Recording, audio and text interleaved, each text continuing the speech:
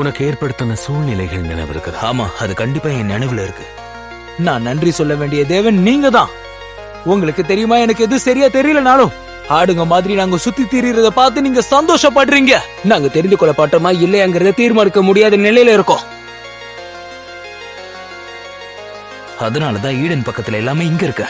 ஆனா அதுக்கு பிறகு சூரியன் உதயமானதும் உனக்காக நான் ஒண்ணு வச்சிருக்கேன்.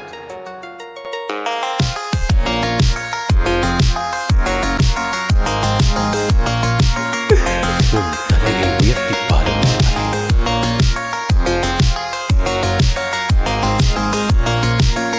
உங்களுக்கு என்ன வேணும்? உங்களுக்கு என்கிட்ட இருந்து என்ன வேணும்னு சொல்லுங்க, நான் செய்யறேன்.